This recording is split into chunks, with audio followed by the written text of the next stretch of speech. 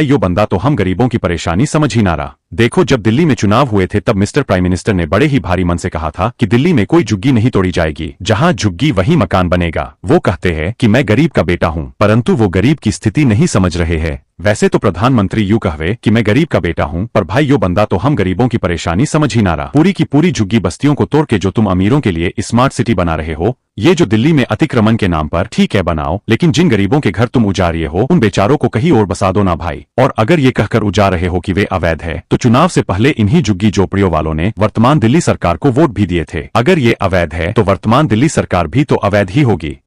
बात तो सही है। इस सज्जन को क्या तकलीफ है भाई? बताता हूँ, पहले ये देखो। कांग्रेस सरकार के समय 7400 फ्लैट बने थे, जिनमें किसी झुग्गी झोंपड़ी वाले को अभी तक नहीं बसाया गया, जबकि अब ये सभी फ्लैट खाली पड़े होने की वजह से खंडर हो चुके हैं। आज इन फ्लैटों में लोग जुआ खेल रहे हैं, चोर उच्चक्के जाके इनमें छिप रहे हैं, अपराधी इनमें बैठे हुए हैं, और सुनने में तो ये भी आया है कि लड़के लड़की इन फ्लैटों में ओयो वाली सुविधा भी ले रहे हैं, वो भी बिल्कुल फ्री में।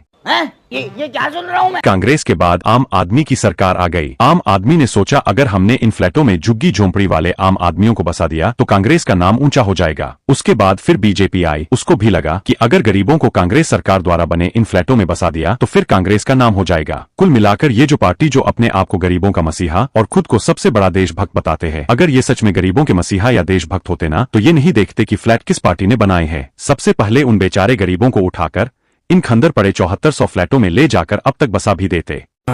ये बड़ी अच्छी बात कही आप। चुनाव में वोट लेने से पहले बीजेपी द्वारा दिल्ली की सीएम क्या कहती थी, आप भी देख लो। झुग्गी में जब तक व्यक्ति को पक्का मकान नहीं मिल जाता वो वहीं रहेगा और उसके लिए हम बेहतर सुविधाएं देंगे। और वोट मिलने के बाद अब सीएम क्या कह रही है, ये भी देख लो। किसने कहा है कि रेलवे लाइन पे जाके बसो? बिल्कुल रेलवे से सटा करके। यदि उसमें डीडीए या रेलवे एक्शन लेती है तो सरकार कुछ नहीं कर सकती। मोदी को भी शांति नहीं पाएगा, ये जवान बहुत लगेगा। हमसे वोट लिया है आपने, हमसे वोट लिया है, तभी आप मुख्यमंत्री प्रधानमंत्री बने हो। हमारी बातें मोदी जी तक पहुंच रही है, तो प्लीज हमारे जहां हमारा झुग्गी ना तोड़ते हैं तो हमें कहीं हमें ठिकाना दे, हमें रहने का। क्या बोला था, जहाँ इतना छोटा पहले कभी नहीं हुआ होगा।